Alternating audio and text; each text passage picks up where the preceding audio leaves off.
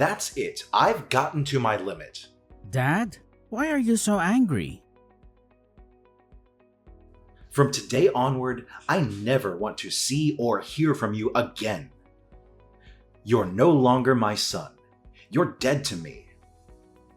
I cannot have a stain like you on my name. So I'm a stain on your name now, aren't I? And why exactly? Because I took on a few silly tattoos? A few? Your entire body is covered in tattoos, Andrew. Do you know how irresponsible that makes you look? You look like a Loch Ness monster. Maybe you'll tattoo your eyeballs next.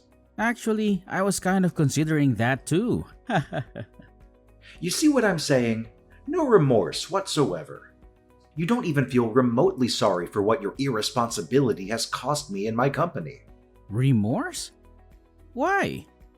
You want me to feel sorry for doing what I love? Why should I do that? You're a worthless son. You know that, right? I've lost a lot of contracts in the past few months because of you. Some of my associates think I'm the father of a hoodlum. One even said I can't handle his job if I can't handle my son. Can you imagine that? So I'm guessing you want to handle me now. Exactly. I need you out of my business and out of my life before it gets out of hand.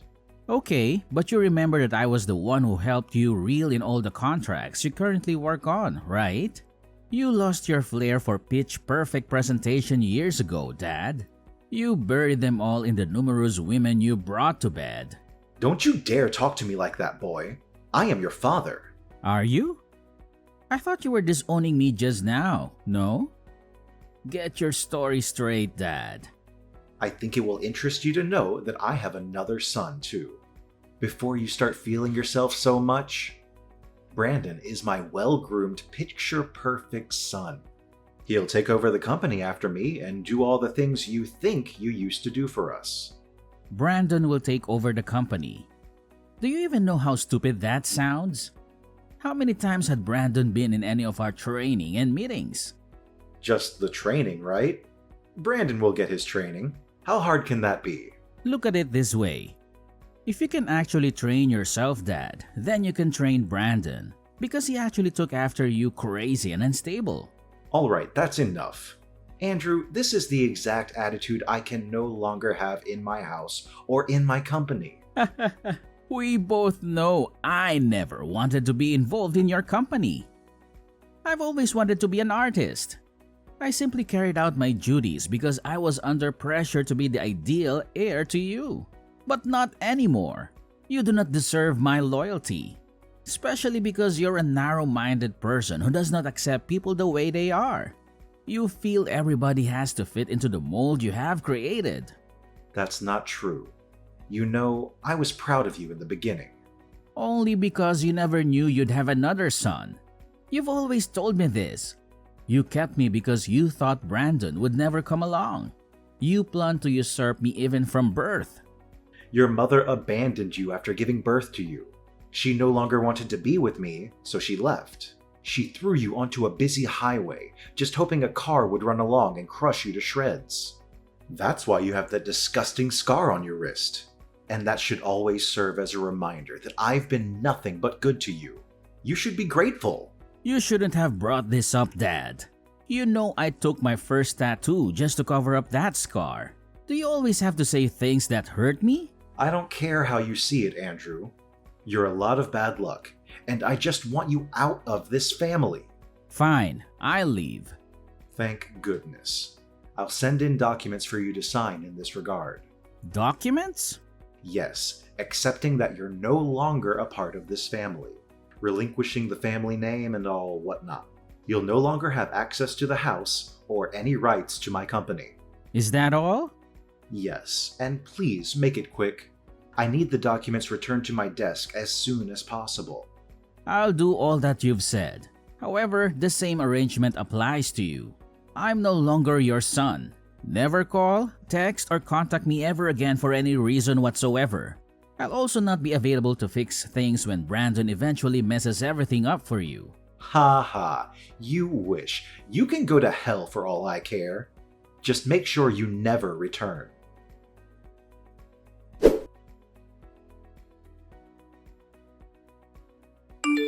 Hi, bro. I need us to talk. Do you have a second to spare?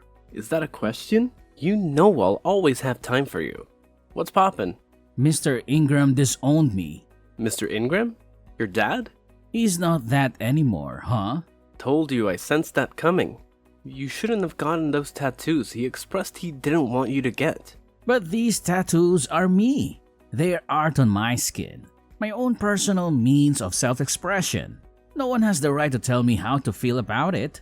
I agree, but look at it now. You've lost your place in the Ingram Empire, all because of your stubbornness. You could have at least waited until your family inherited the business before you unleashed your tattoo spree, don't you think? In a way, I am happy things happened when they did because I never really wanted to be a part of the company in the first place. Attending board meetings, nerve-wracking brainstorming, and having to act all nice to people I genuinely hate? All that was a lot for me to handle, bro. I really could have quit at some point myself if he had not already disowned me.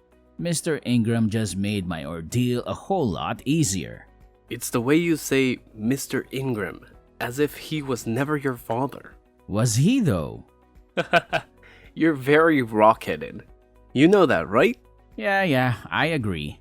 Enough about that silly man already. So what's the plan? I just need a place to crash for the night. You know, you didn't really have to text me. You could have just come straight to my place. I honestly didn't want to be a bother. You can never bother me. You're my bro. Or have you disowned me too? You joke about everything. I'm sorry. Just pull up at the crib. Thanks a lot, Kevin. I'll be gone before you know it. You can stay as long as you like. I don't mind. I was hoping to get my own place soon though. We'll discuss that when you get here. Let's start by getting you off the streets. Thank you so much, bro. You're a lifesaver. It's really nothing. The little things brothers do for each other, right? Yeah.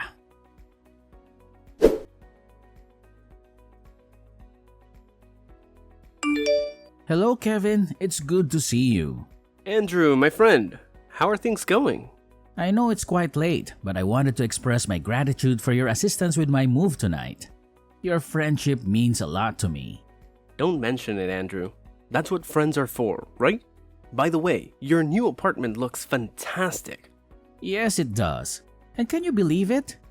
Miss Rebecca let me move in without asking for any rent up front or a security deposit. That does seem a bit unusual, doesn't it?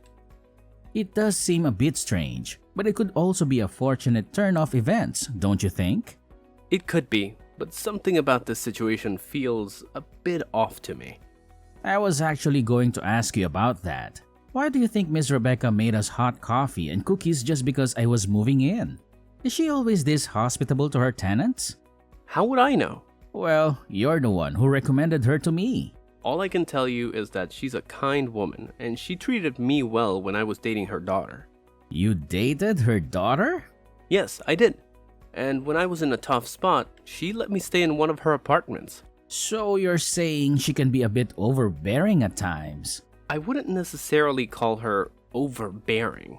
But she joined us when we were watching the games. That seemed a bit intrusive to me. Well, you could have asked her to leave if you felt uncomfortable. I didn't want to appear ungrateful. I understand where you're coming from.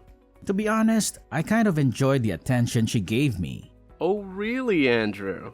No, it's not like that. It's just that, for the first time in my life, I felt cared for by a woman. It was almost like having a mother. She's called me numerous times to check on how I'm settling in. It feels like we've known each other for years. For once in my life, I felt loved and appreciated despite all my tattoos and everything else. I get what you're saying, Andrew. But just remember, not to get too comfortable with this situation. You don't want things to get complicated between you and your landlady. Oh look, she's calling me again. At this hour? Do you think she might need something from you? I'm not sure. All I know is that every game has an end. Let's just hope it's not what we're thinking.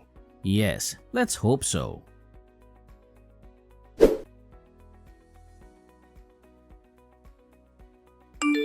Hello, Andrew, my dear. There's something I've been wanting to show you for quite some time now. Here, take a look at this picture. What exactly am I looking at here? Andrew, please don't play coy with me. You're not oblivious to the signals I've been sending your way. Signals? What are you talking about? Andrew, you're a handsome young man, full of life and vitality. Don't pretend as if you're unaware of the implications of my actions. I'm sorry, Miss Rebecca, but I must clarify that our relationship is strictly professional. You are my landlady and nothing more. Furthermore, there's a significant age difference between us. I can't reciprocate your feelings. I apologize if this disappoints you. Andrew, listen to me. I'm offering you numerous benefits in exchange for a small compromise on your part. Surely you've been in similar situations with other women before, so this shouldn't be an unfamiliar territory for you. Just consider it for my sake. In return, you won't have to worry about paying rent for as long as you live here. Miss Rebecca, I never claimed that I was unable to pay the rent. In fact, I'm transferring the money to you right now. Andrew, I genuinely like you. I don't want to cause any inconvenience for you. This is the only time I'll bring up this topic, and I promise not to bother you about it again. I appreciate your feelings, Miss Rebecca, but I simply can't comply with your request. I apologize. That's all right, Andrew. Take some time to think it over. But remember this. Sooner or later, you'll find yourself agreeing to my proposal. Just wait and see.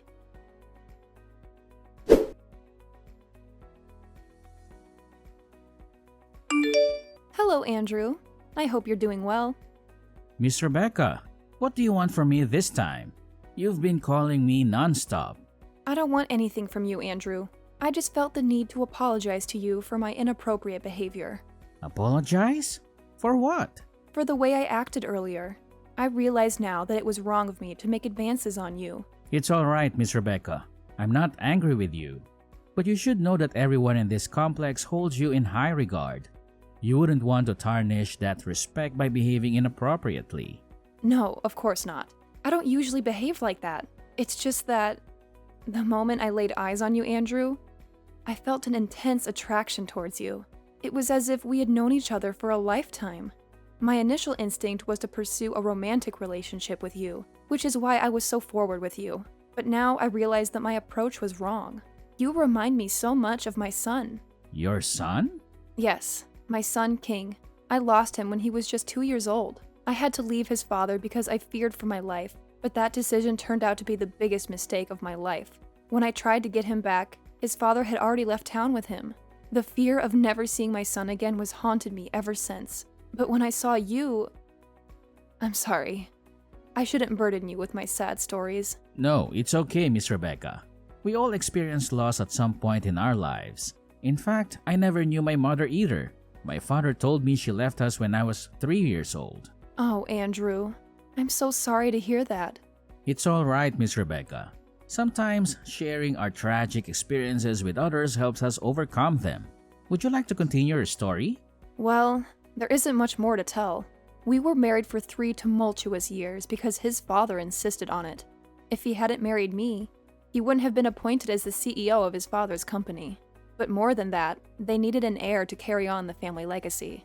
So after our son was born, Leonard didn't want anything more to do with me. He became violent and made several attempts on my life.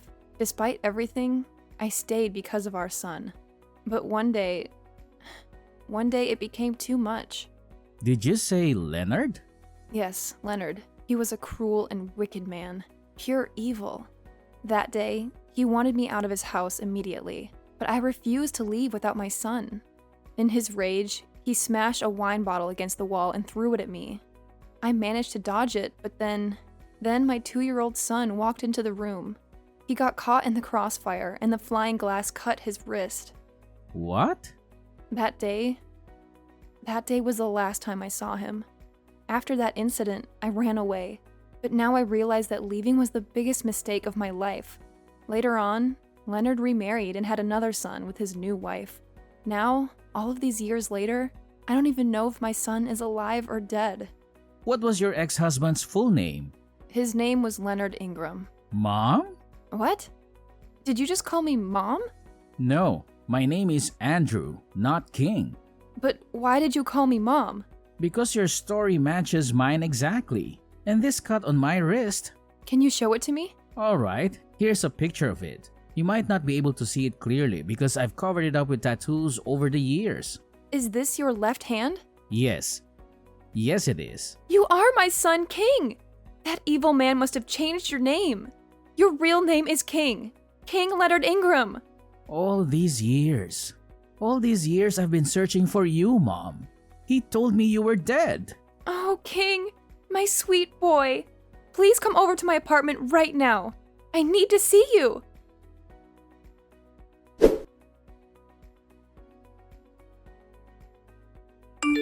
Come back home, Andrew. I need you. Excuse me? Who is this? And how did you get my number? How can you not know who I am? I'm your father, boy. And don't play dumb with me. I know you've been keeping tabs on me. Correction. I'm no longer a boy. I'm a grown man now. And secondly, I don't have a father, so I don't know who this is. And thirdly, I haven't been keeping tabs on you. You're just too famous for your own good. Enough with this nonsense. I want you to come back home right now. You're the only one who can save the company. You don't have any right to command me in that matter, Mr. Ingram. Especially not after you threw me away like trash. I blocked your number before, and I'll do it again right now. Because I do not want to have anything at all to do with a barbaric abuser like yourself. I would watch how you speak to me if I were you. You owe me everything, Andrew. Everything. But you're not me. And that's the amazing part. And no, I don't owe you anything, Mr. Ingram. As a matter of fact, you owe me an apology for all the years of pain and suffering you caused me. I really didn't go through the trouble of getting a new line and searching for your contact just to banter words with you. Just come home and fix things. The company is on the verge of collapse, and you're the only one who can turn things around. Face your wrath? What can you even do? I heard you're old and sickly now. If I begin to run, you cannot even chase me. Of what good are you then? So you've been keeping tabs on me. You're still a celebrity. And even though I honestly don't know why a heartless person like you should be among the elite, it doesn't change the fact that you are. It's easy to keep an eye on everything you do when you and Brandon are always on the news for all the wrong reasons. So at least you know that the company is sinking into the ground. Not that I didn't warn you from the onset. What do you mean by that? I told you that Brandon was not the best person to run the company, but you never listened. You let go of your key to generational success simply because of your narrow-minded ideas. P.S. The key was me. Okay, fine. You've won, okay? Brandon was the worst choice of my life. He kept stealing money from the company's purse to give to his several girlfriends and mistresses. Meanwhile, he told me he was making investments. And because you love your son so much, you didn't care to make sure he was doing what he said he was. How crazy can you get? Just come home and fix things. We signed an agreement, didn't we, Dad? 5 years ago? No. We agreed that I don't have any right to take any action as your son, and neither am I allowed to take up any position in your company. You also issued a police restriction order forbidding me from being found, even as little as 5 feet away from any of your properties. I made those rules, Andrew. I can break them. I just need your help. And you will give it to me as payment for the 2.5 decades you were under my care. I do not owe you anything, Mr. Ingram. Also, as a responsible citizen, I have no intention of defaulting on government-issued orders. Because, unlike you, I have a lot to lose and a reputation to protect. A reputation? With your creepy tattoos and ungodly mannerisms? How much better could you have gotten in 5 years? I'm sure you're still cleaning floors or washing toilets or something. You should be grateful I'm giving you a second chance. I have a lot to do right now, Mr. Ingram. Please, let me be. And as for coming to help you or whatnot, the answer is no. As a matter of fact, what do you say I block this number too? No, Andrew, don't do that. See, I'm sorry for all that I've done to you. Really. It's just that the company is on the brink of a final liquidation. It's either this or someone else who buys up my business. Something I've worked so hard for. So, has any company come to buy it up? Some guys, RNA Group. They're so strong and they have a lot of money. If I don't do anything quickly, they'll take over everything in a snap. I can't watch that happen. But I'm too weak to do anything right now. I need your help, Andrew, please. I'm sorry, Mr. Ingram, but I cannot be of any help to you at this moment. You're so ungrateful. I've always known you're a weakling, a failure. I've always known you would be my downfall. A disgrace to this family. Why can you not help me, even after I've begged and apologized? I cannot help you because I am the CEO of RNA Group. What? I founded the company after you disowned me. And for your information, RNA is an acronym for Rebecca and Andrew. Rebecca? My ex-wife, Rebecca? Yes, I found her, and she told me the actual truth about the wicked and evil way you treated her when you were both married. You're such an opportunist, and you don't even deserve to own IG Corporation or any other company for that matter. But you said you never wanted to be part of my company. You wanted to be an artist. Consider this my payback for treating my mother like trash all those years ago. You'll eat the dust you fed her with. You have my word. And by the way, my name is King, and I'm back to rule over all that is mine.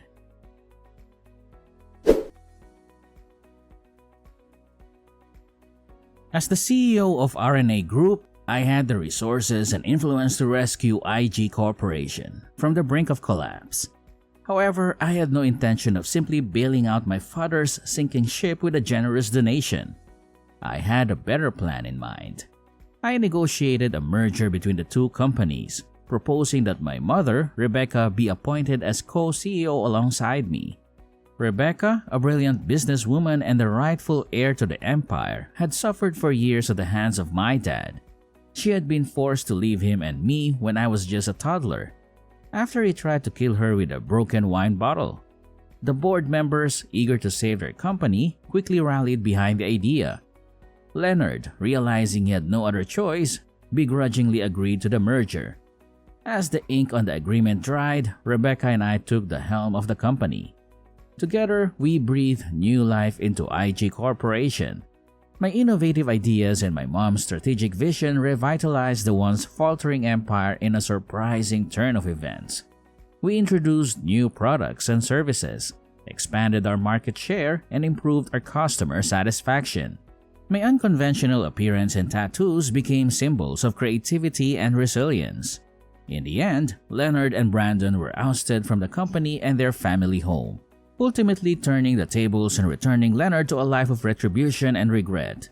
He had lost everything he had worked so hard for, while I had gained everything he had taken away from me. Oh, sweet revenge.